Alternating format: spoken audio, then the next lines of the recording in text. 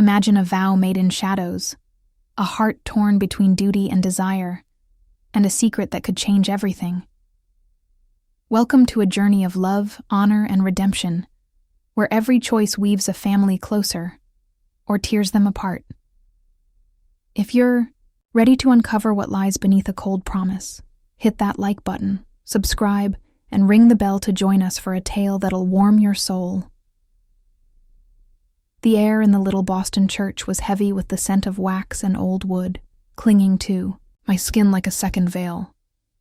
My wedding dress, a cascade of silk, stuck to my chilled arms, each rustle a reminder of how far I was from home. I, Clara Thompson, 24 years old, stood at the altar, my breath fogging faintly in the damp November air. The tick of a grandfather clock echoed, slow and relentless, counting down the last moments of my freedom. Above me, stained glass, saints glowed dimly under flickering chandeliers, their eyes seeming to pity me. I wasn't here for love. I was here for Mama, Margaret, whose heart faltered in a hospital bed across town, and for Lily, my 16-year-old sister, whose laughter I'd do anything to protect. Papa's debts, a shadow from years past, had led me to this moment. Last week, in a sleek Boston office that smelled of bitter coffee and leather, Ethan Caldwell had made his offer. "Marry me, and I'll cover everything," he'd said, his voice as cold as the marble floor beneath my feet now. I'd nodded, not for him, but for them. Ethan stood before me, 38, a CEO whose wealth cast a long shadow. His eyes, sharp and gray-green like a winter sea, locked onto mine, unreadable.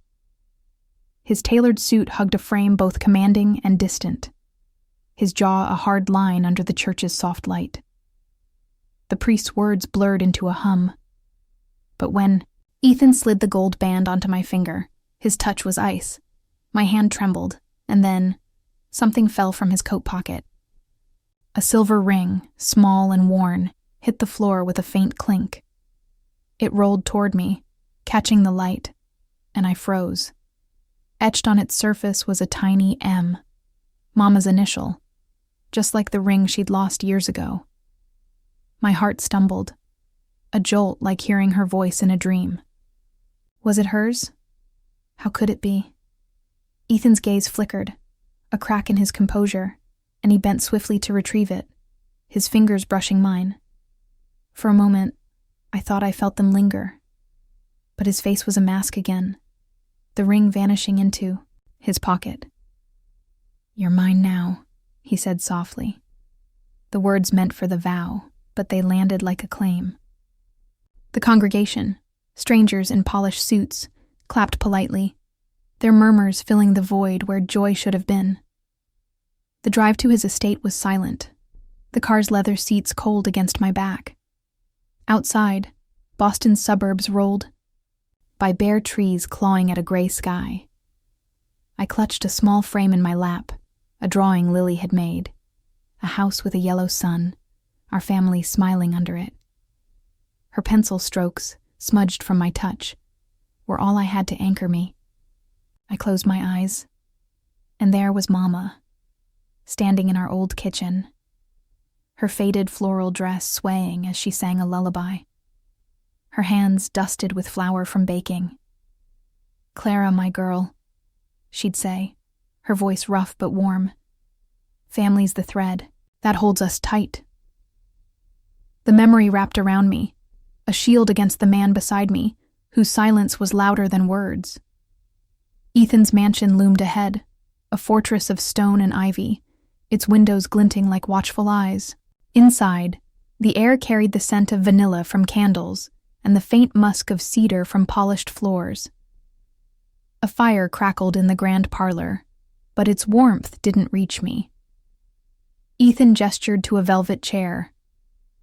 "Make yourself at home," he said, his tone clipped, then disappeared down a hall. I sank into the seat, the frame still in my hands, Lily's sun glowing in the firelight. My fingers traced the glass, and I wondered what she was doing now. Probably curled up with a book, her laughter a distant melody I longed to hear. Alone, I let my mind drift back to that silver ring. It couldn't be Mama's, could it? She'd worn it every day, a gift from Papa before things fell apart. "It's my promise to you girls," she'd said, twisting it on her finger. After Papa left, it vanished, like so much else. But the M on Ethan's ring burned in my memory, a whisper of something I couldn't grasp. Why would he have it? Did he know her? Know us, beyond this cold bargain? My chest tightened, a mix of fear and curiosity, like stepping into a story with no ending. I'd never known love, not the kind in books I shelved at the library. My heart belonged to Mama's songs, to Lily's dreams, to the quiet life I'd lost. Yet standing before Ethan, feeling the weight of his gaze, I'd sensed something. A pull. Faint but real, like a tide I didn't dare follow. I shook my head, banishing the thought. This was a deal, nothing more. I was here to save Mama, to keep Lily's sun shining.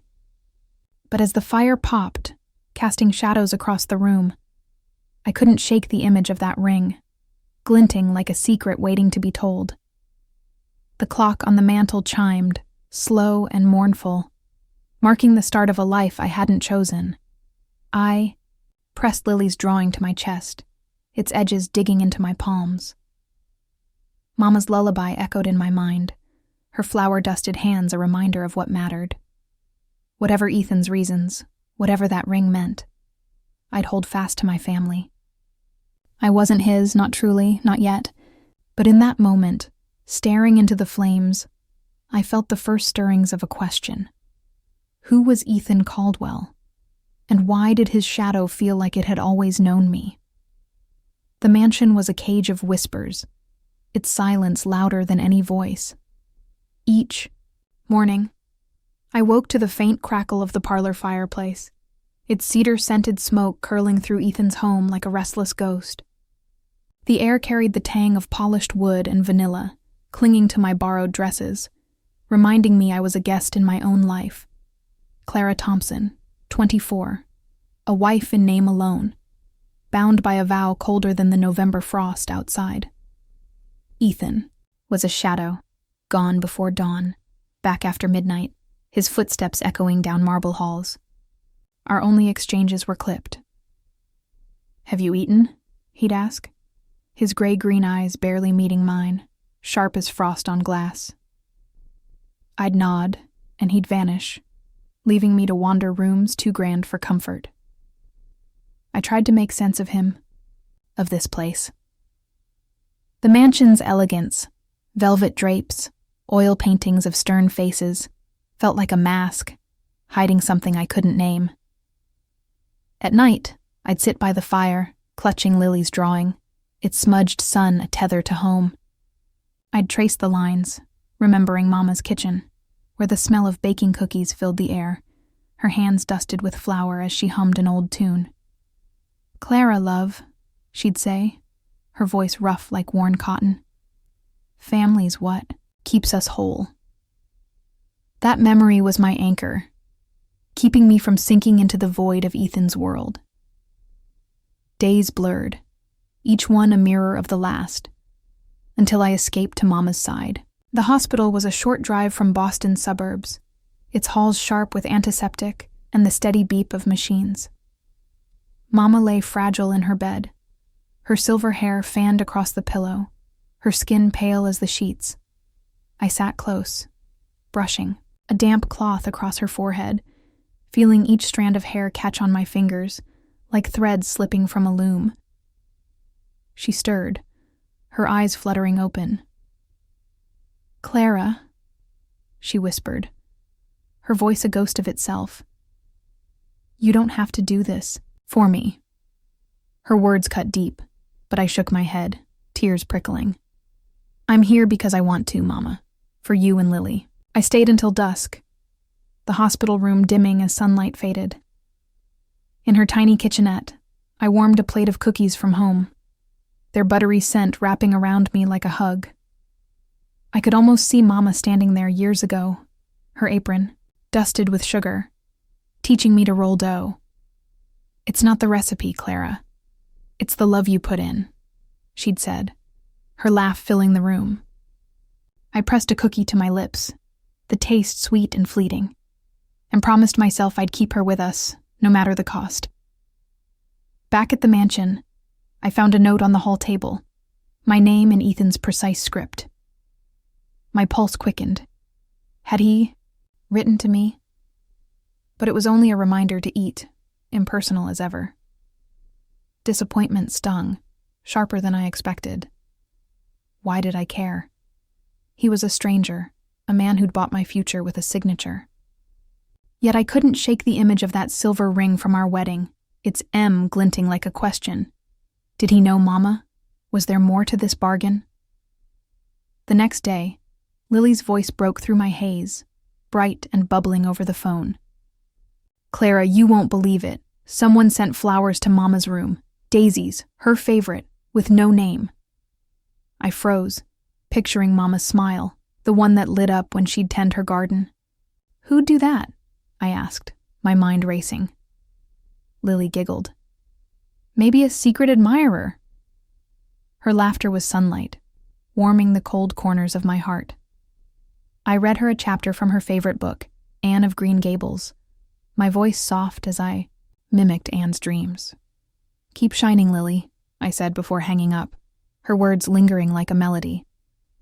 That evening, I drove to the hospital again, needing Mama's warmth. The flowers were there, a cluster of daisies in a simple vase, their petals soft under my touch.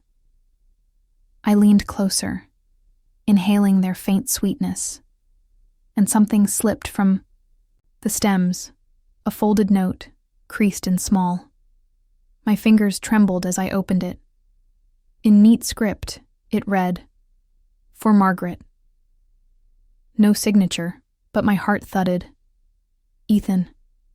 It had to be. Why would he hide it? The question gnawed at me, sharp and insistent, like a key turning in a locked door. I stepped outside, the night air crisp, streetlights casting pools of gold on the pavement. And there he was, Ethan, leaning against his car, his coat damp with mist. He hadn't seen me yet, his face half lit, softer than I'd ever seen it. The umbrella in his hand tilted uselessly, rain beating on his shoulders, as if he cared more for someone else's shelter than his own. Me? The thought was absurd, yet my breath caught. "Clara," he said, spotting me, his voice low, almost gentle. "Are you all right?" I nodded, words failing, my mind a tangle of daisies and silver rings. Back at the mansion, I sat by the fire, Lily's drawing in my lap. I'd never known a man's heart, never felt the pull of anything beyond books and family.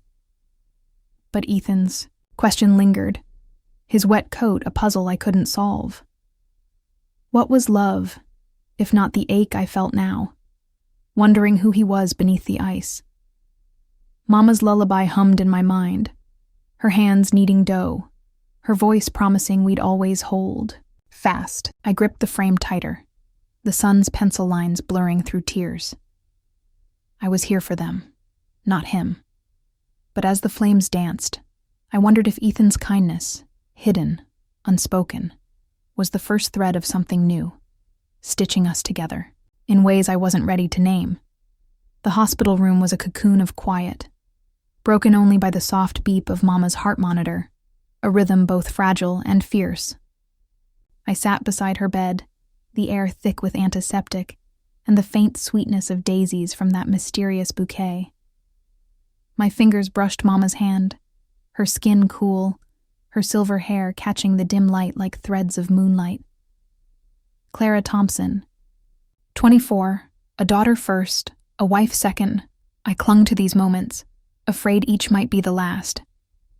Outside, Boston's November dusk painted the sky in grays, but here, with Mama, I sought the warmth I'd lost in Ethan's cold mansion.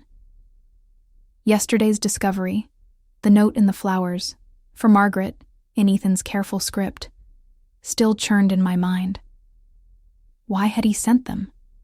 Why hide it? The silver ring from our wedding, etched with Mama's M, haunted me too, a puzzle piece that didn't fit. I wanted to ask her, to unravel the threads, but her eyes were heavy, her breath shallow. Instead, I adjusted her blanket, remembering how she'd tucked me in as a girl, her hands smelling of cookie dough and love. "Clara, my girl," she'd say in our kitchen, her voice rough like gravel. "Honesty's the only way to live." That memory steadied me, a promise I'd keep, no matter what Ethan's secrets held. Then she stirred, her gaze finding mine, clouded but sharp. "Clara," she whispered, her words a labored thread. "There's something you should know." I leaned closer, heart pounding. "Your father. He worked for Ethan's father, years ago. They accused him of stealing, cast him out. It broke us." Her voice cracked, and I froze, the room tilting. "Papa, a ghost in our lives, blamed for a crime?" "Don't trust anyone, Clara," she added, her hand squeezing mine, frail but fierce. "Not even him." The words landed like stones, heavy with doubt. Was Ethan's marriage to me a twisted debt, a way to settle old scores? I drove back to the mansion, Mama's warning looping in my head, the city lights blurring through tears. The scent of rain clung to my coat, sharp and cold like the truth I now carried. Ethan knew my family's shame. Did he pity me, or worse, plan this all along? The silver ring, the daisies, were they pieces of a game? I'd never known love, only the safety of books and Mama's lullabies. But now my heart trembled, caught between fear and a flicker of something else, a longing to believe Ethan was more than his silence. Morning brought no answers, only resolve. I couldn't stay in shadows. Ethan's office was in downtown Boston, a tower of glass and steel, its lobby cold with marble and the faint hum of wealth. I stepped into his suite, the air thick with the smell of old paper and brewed coffee, sharp enough to sting my eyes. He stood behind his desk, framed by a window overlooking the city, his suit crisp, his gray-green eyes narrowing as I entered. "Clara," he said, voice low. "What's this about?" I gripped the chair before me, its leather creaking under, my fingers, my breath uneven. "What do you know about my father?" I asked, the words spilling out, raw and unsteady. He stilled, a flicker crossing his face. Surprise or guilt? "Your father," he said slowly, "worked for mine. There was a misunderstanding." My hands tightened, knuckles whitening. "A misunderstanding?" I echoed, voice rising. "They called him a thief, Ethan. It destroyed him. Destroyed us. Did you know?" The room felt smaller, the coffee's bitterness choking me. He stepped closer, his shadow falling over me. "Yes," he admitted, his voice softer now. "But my father was wrong. I've been paying your family's debts for years, Clara. Not for this marriage. For him." The words hit like a wave, washing away my anger, leaving shame in its wake. I sank into the chair, my legs unsteady. He'd known, and he'd tried to fix it, long before I stood in that church. "Why didn't you tell me?" I whispered, tears burning. He knelt before me, closer than ever, his eyes no longer cold, but still like a lake after a storm. "Because it wasn't about gratitude," he said. "It was about honor." Before I could speak, the door opened. Richard, Ethan's old friend, strode in, his smile thin as a blade. "Well, isn't this cozy?" he said, his eyes flicking to me. Paying off another debt, Ethan? She's just like her father, isn't she? The jab stung, and I flinched. But Ethan stood, his voice a growl. Enough. He took my arm, guiding me to the hall, his touch firm but careful. Outside, under the office's harsh lights, he faced me, his breath visible in the chill. I don't care what anyone thinks, Clara, he said, his voice low, urgent. You're not a debt. His fingers brushed mine, slow and deliberate, a warmth that lingered like a promise. I left, my heart a tangle of guilt and hope. Back at the hospital, I sat with Mama, her hand cold in mine, the daisies wilting beside her. I met him today, I said softly, as if confessing a dream. He's not what I thought. She didn't answer, but her fingers tightened, a silent blessing. My phone buzzed. Lily's message. Mama smiled today. Clara. I smiled too, picturing her laughter, a light in the dark. I'd been so sure Ethan was a trap, but now, with his touch still warm on my skin, I wondered if love could grow from secrets, if honor could mend what was broken. For the first time, I wanted to find out. The November air carried the scent of damp grass and fading leaves, a whisper of home as I stood in a park near Ethan's mansion. Clara Thompson, 24, no longer just a daughter or a sister, but something undefined, a wife learning to see her husband. Ethan had surprised me, suggesting we bring Lily here, her laughter now ringing across the field as she chased a stray butterfly. The sun hung low, its golden light weaving through her curls, and for a moment I felt Mama's warmth, as if she were here, watching us under the same sky. I clutched the edge of my scarf, the wool soft against my fingers, grounding me in this fragile new world. Ethan stood beside me, his gray-green eyes softer than I'd ever seen, tracing Lily's path. She's like you, he said, his voice low, almost a smile. Full of light. I glanced at him, startled by the warmth in his words. The man who'd bound me with a cold vow was different here, his coat unbuttoned, his shoulders relaxed. Tell me something about you, I said, bold in the open air. He hesitated, then spoke, his breath visible in the chill. My mother, she left when I was young. Couldn't handle the pressure of my father's world.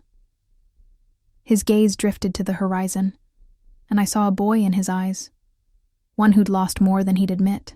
I don't want that for you, Clara, he added, meeting my gaze, steady and unguarded. My chest tightened, a flicker of trust sparking. I wanted to share something too, to bridge the gap.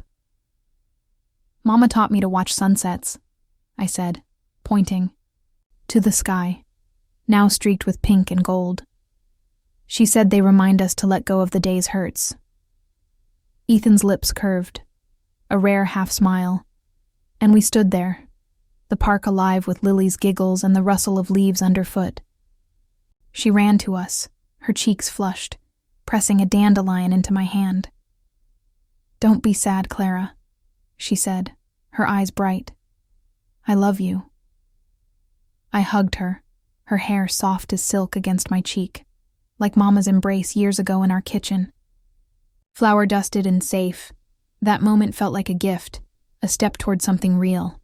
Back at the mansion, the cedar and vanilla air felt less stifling, the fire's crackle almost welcoming. I began to notice Ethan differently, his quiet presence at dinner, the way his fingers lingered on a coffee mug, as if savoring its warmth.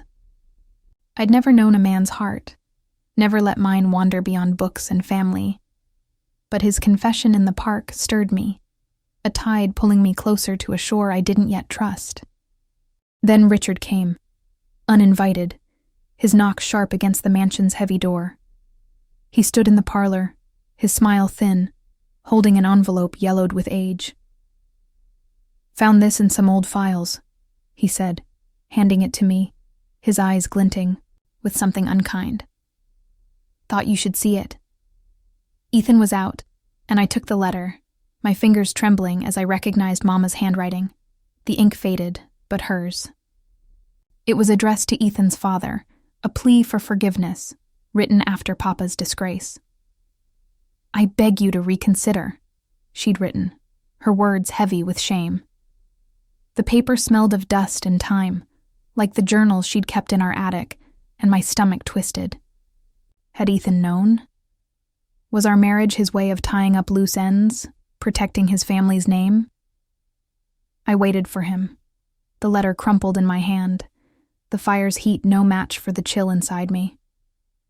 When he returned, his coat dusted with mist, I stood in the parlor, my voice steady despite the ache. "Did you marry me because of this?" I asked, holding up the letter. "Because of my mother's shame?" His face paled, a flicker of pain crossing his eyes. "Clara, no," he said, stepping closer, his voice raw. "I married you because I need you." The words hung between us, heavy with truth, but doubt clung to me. I turned away, the letter slipping from my fingers, fluttering to the floor like a leaf in the wind, lost to the shadows. I fled to Lily, needing her light. At the hospital, I found her sketching by Mama's bed, her pencil scratching softly.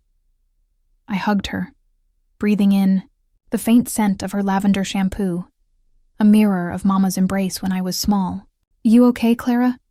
she asked, her eyes wide. I nodded, unable to speak. My heart caught between Ethan's words and Mama's letter. Later, alone with Mama, I sat by her side, the monitors beep a steady pulse. She was asleep, but I needed her wisdom. I hummed her lullaby, my voice breaking, and felt her fingers stir, a faint squeeze. Then my phone lit up, a call from the hospital's night nurse. "Clara," she said, "Margaret wants you to know. Forgive. It's what she'd do." I drove back, the stars sharp above Boston's suburbs, Mama's words echoing like a guide. In the mansion, I stood by the window, the glass cool against my palm, replaying Ethan's voice. "I need you." I'd thought love was a dream, a story in my library books, but now it felt closer, raw and unformed. The letter lay where I'd left it, its edges curled by the fire's heat. I picked it up, smoothing it gently, and saw something I'd missed. A date, years before Ethan was born. He couldn't have planned this. My breath caught, a mix of relief and guilt. I wanted to find him, to ask what need meant. But the night was deep, and my heart, so new to trust, wasn't ready. Still, as I held Lily's dandelion, pressed between my fingers, I felt a shift, a fragile hope that maybe, just maybe, we could mend what was broken together. The fire in Ethan's parlor snapped softly, its cedar glow casting shadows across the room, warm but distant, like a memory half forgotten. I stood at the threshold, my scarf still damp from the Boston night, my heart heavy with Mama's words. Forgive. Clara Thompson, 24, no longer the girl who'd trembled in a church. I'd come back to face Ethan, to unravel the truth of that letter and the man I'd married.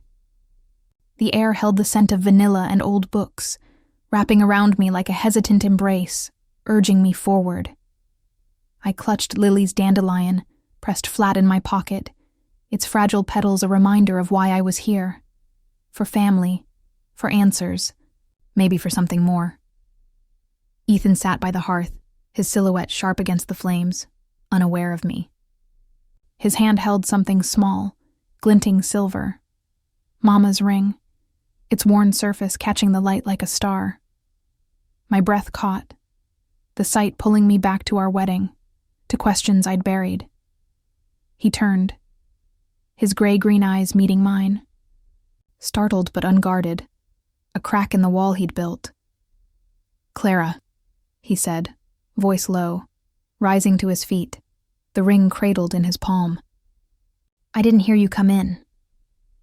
I stepped closer, the floor creaking under my boots, my pulse a steady drum. That ring, I said, my words careful. Why do you have it? He looked down, fingers closing briefly around the silver. Then, opening again, as if releasing a secret.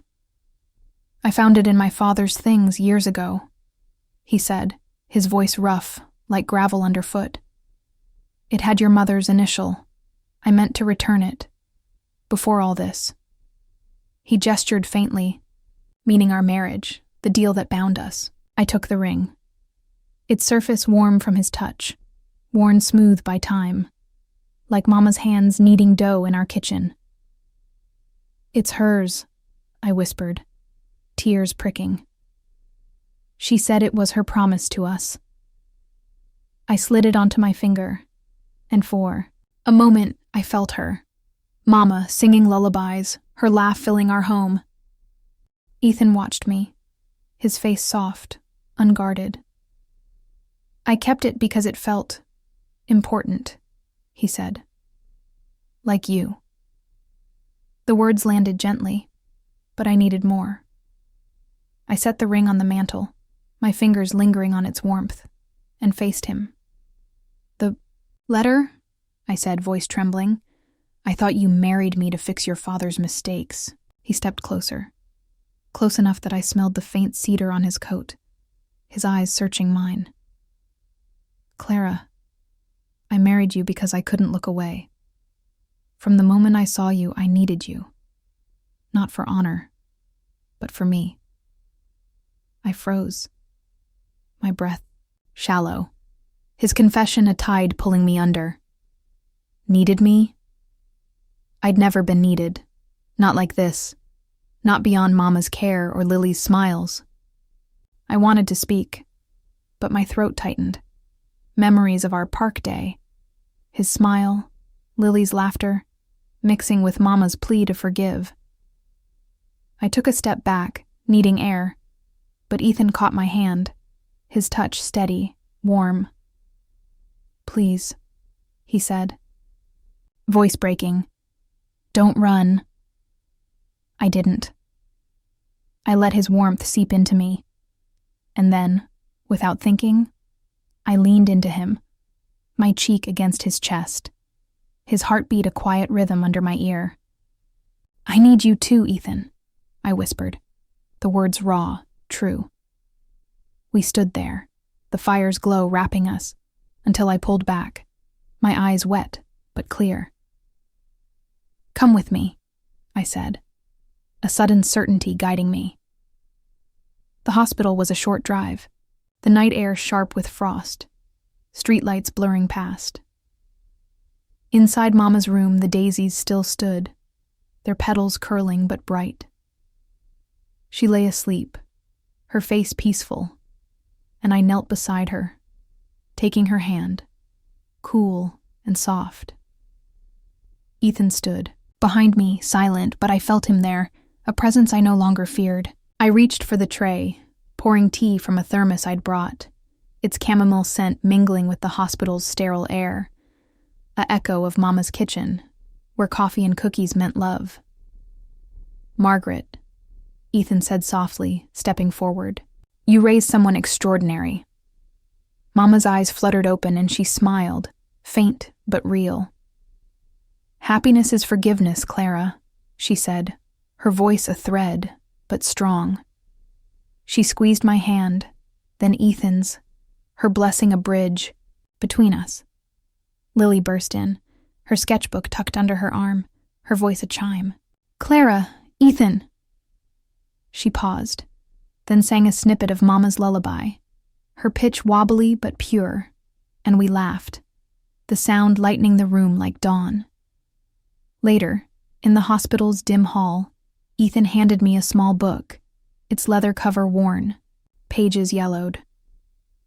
Your mother's, he said, almost shy. I found it with the ring. She wrote about you, Clara, her pride, her dreams. I opened it, seeing Mama's script. Words of love for me and Lily. A gift I hadn't expected. My tears fell, smudging the ink, and Ethan's arm steadied me, his touch a promise. "Thank you," I said, voice thick, knowing he'd kept her heart safe, just as he was beginning to hold mine. We drove back under a sky dusted with stars, the mansion waiting, its vanilla warmth no longer cold. By the fire, I sat with Ethan, Lily's dandelion on the table, Mama's ring glinting on my finger. The sunset we'd watched in the park glowed in my memory, its lesson clear. Let go of hurt.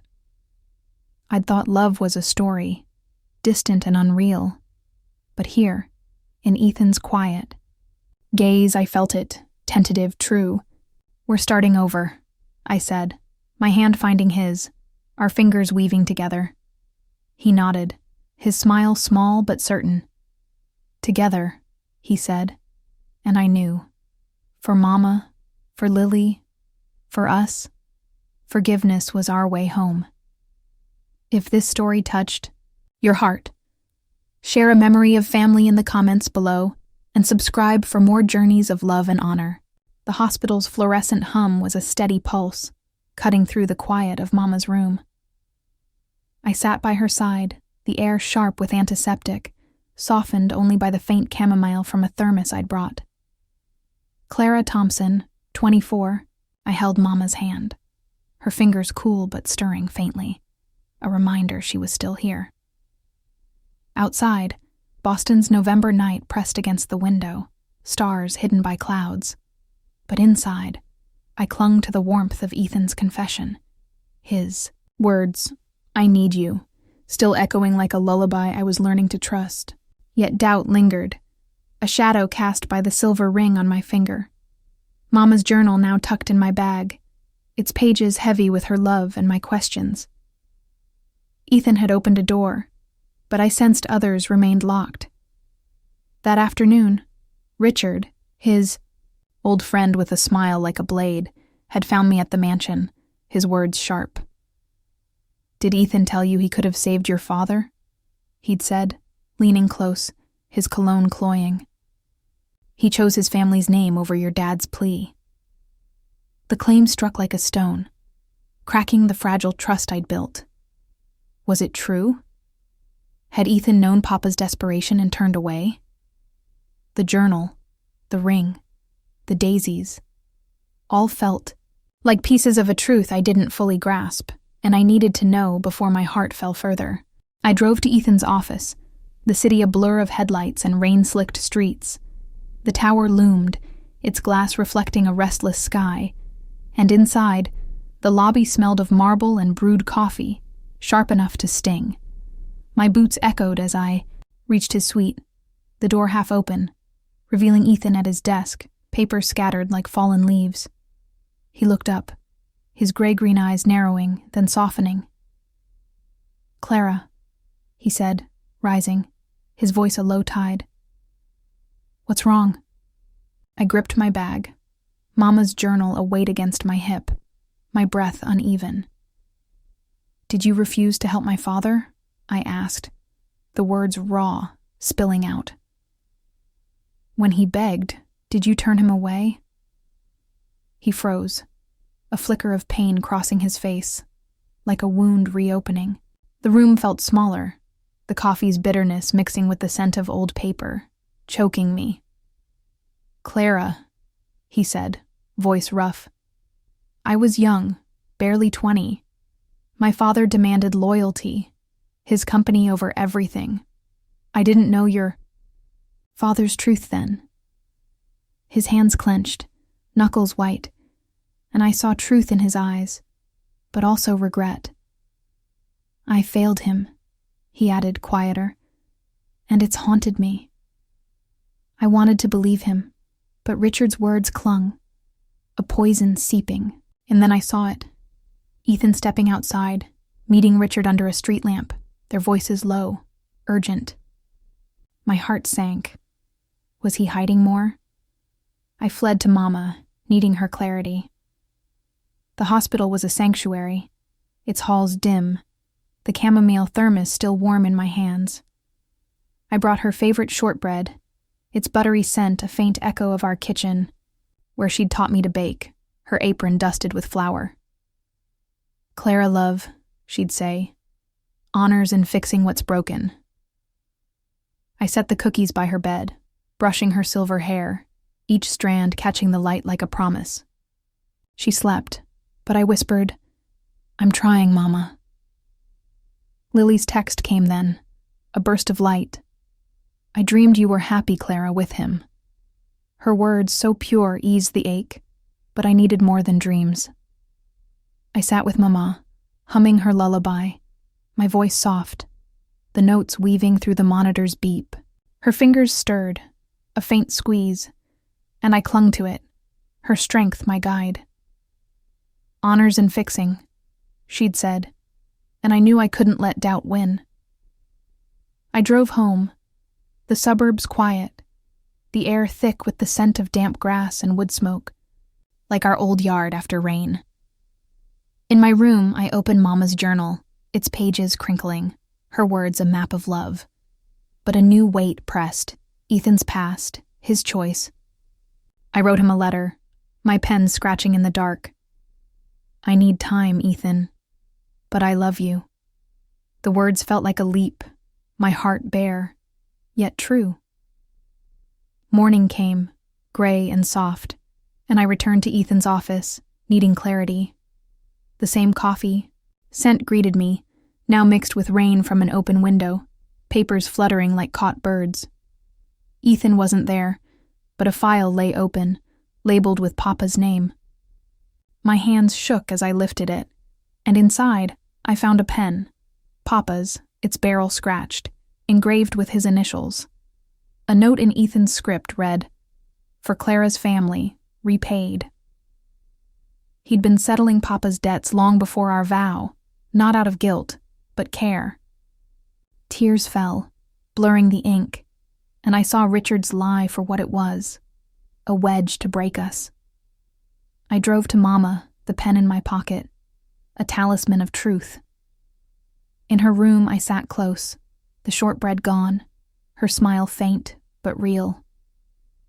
"I love him." "Mama," I said, my voice steady, "and I think he loves us."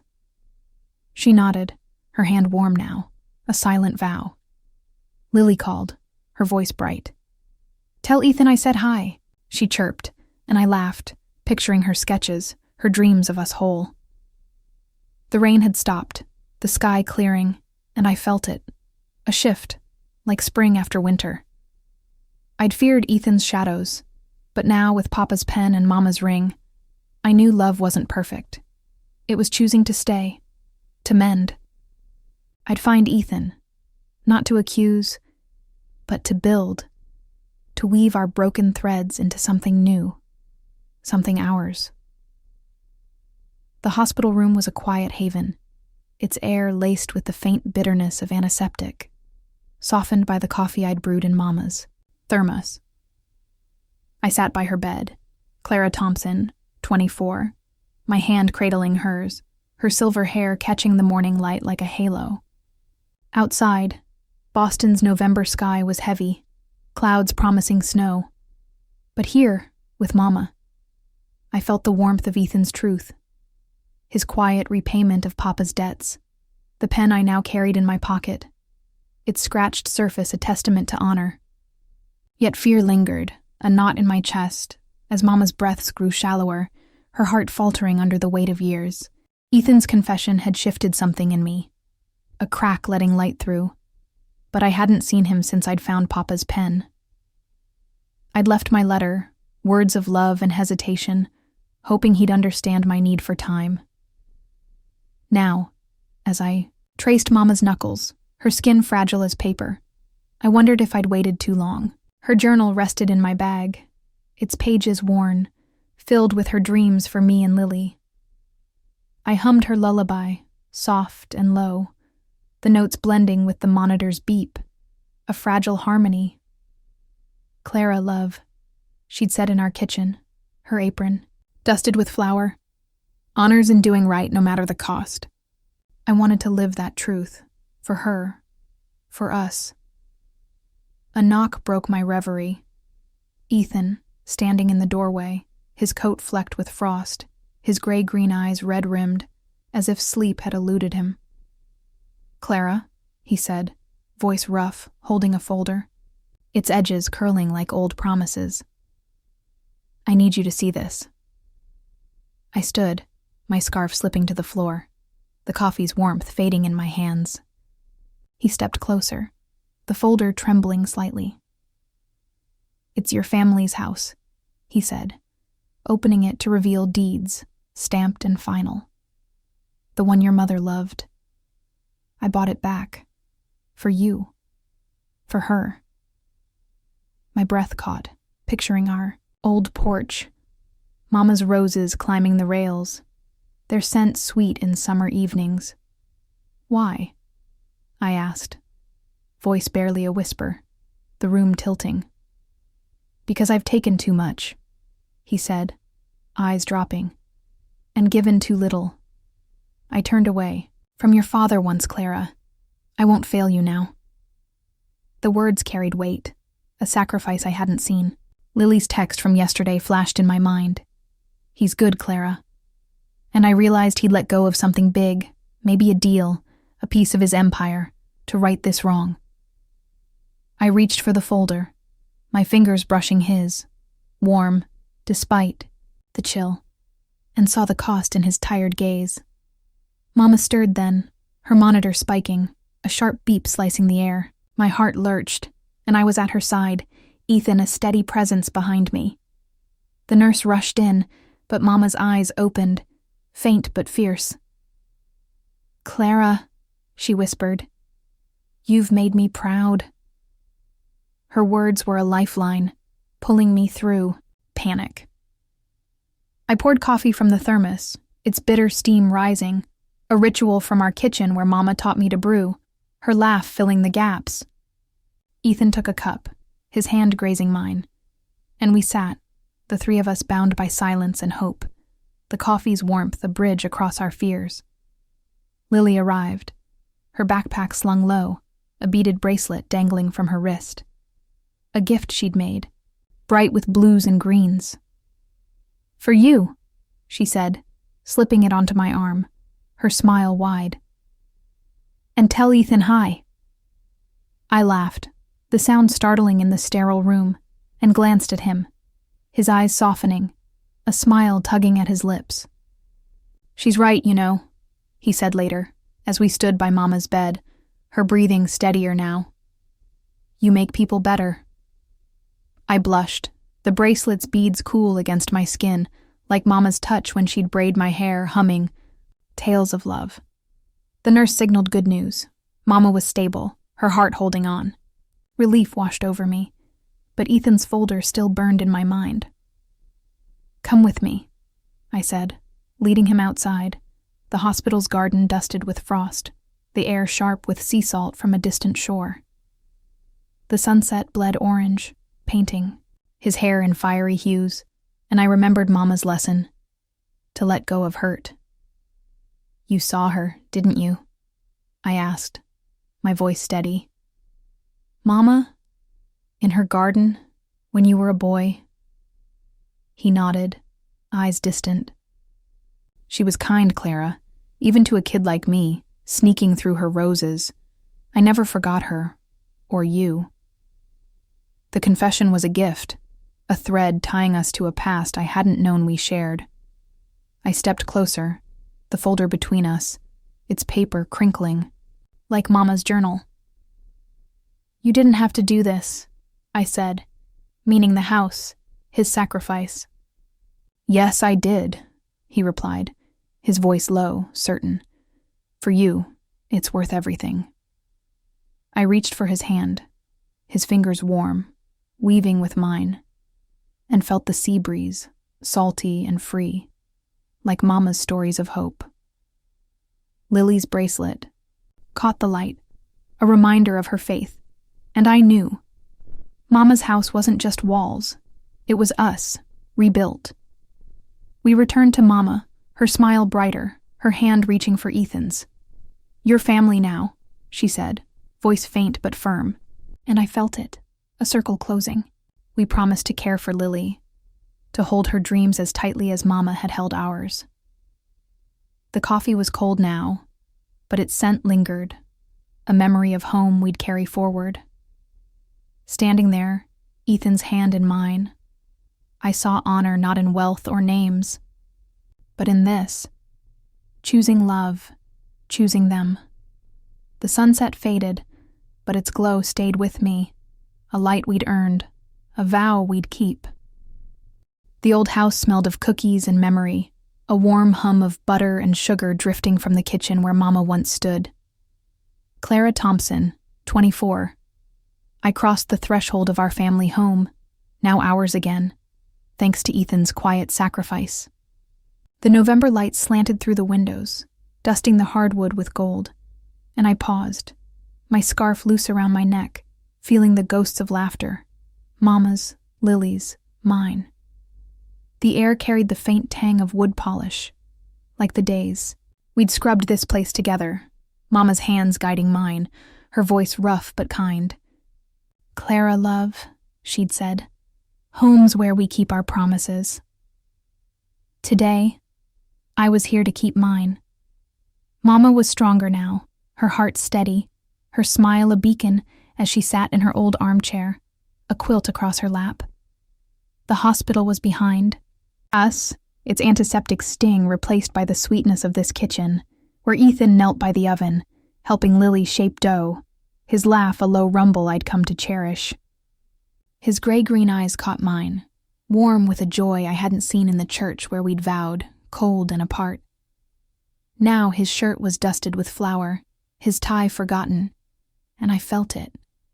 A love no longer fragile, but woven tight, like Mama's stitches in her aprons. "Clara, taste this," Lily called, holding up a lopsided cookie, her grin wide as summer.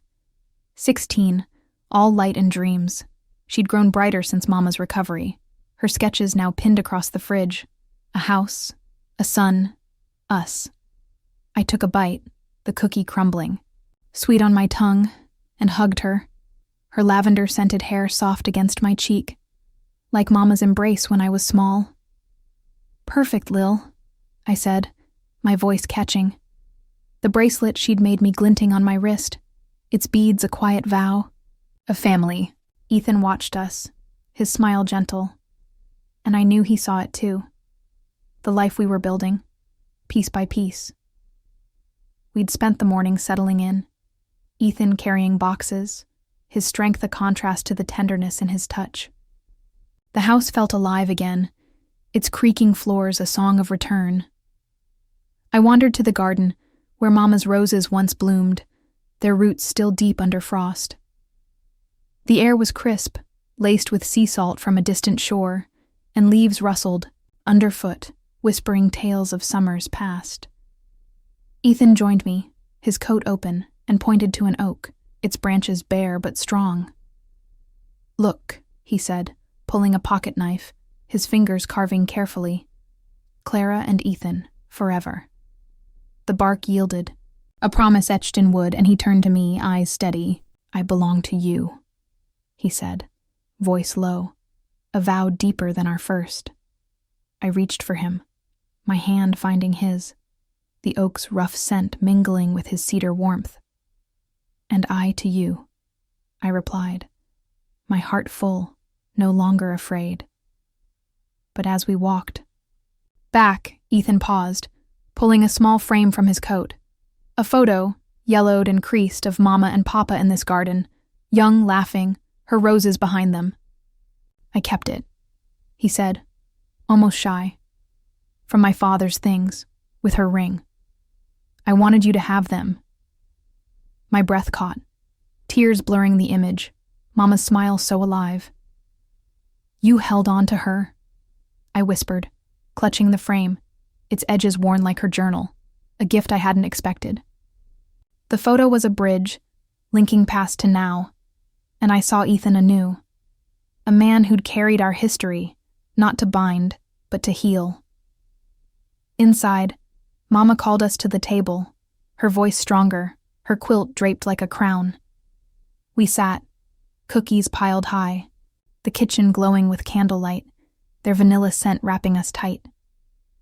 Mama took my hand, then Ethan's, her eyes bright.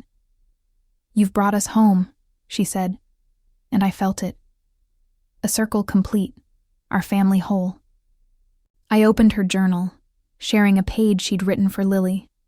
Words of love and hope, my voice trembling as I read. "Keep this, Lil," I said, passing her a letter I'd written, my own promise to her future, sealed with the same care Mama taught me. Lily leaned against me, her bracelet brushing my wrist, and told us her dream, a house like this, full of laughter. "You'll have it," Ethan said, his hand on hers, and I saw the boy he'd been, sneaking through Mama's roses, now the man who'd given us back our roots. The candles flickered, their shadows dancing, and I remembered Mama's sunset. Lessons. To let go, to hold on. I'd feared love, thought it a story beyond my reach, but here, with Ethan's fingers laced in mine, I knew it was real, not perfect, but ours. We stepped outside, the sunset a blaze of orange, its warmth lingering on my skin, the sea's salt faint but free. The oak stood proud, our names carved deep, and I pressed the photo to my chest, Mama's ring glinting on my finger. "I was scared," I said to Ethan, my voice soft, "but loving you, it's my honor." He pulled me close, his breath warm against my hair, and whispered, "You're my home, Clara." Lily's laughter echoed from the porch, Mama's voice joining in, a melody of now and then, and I smiled, whole at last. This house, this love, was our promise kept. Not to wealth or names, but to each other, to the family we'd fought for. As the stars emerged, I felt Mama's lullaby in my bones, her lessons of forgiveness and strength, guiding us still. We'd weathered shadows, stitched our wounds, and found light, together, forever. If this story warmed your heart, share a memory of home in the comments below, and subscribe for more tales of love and family.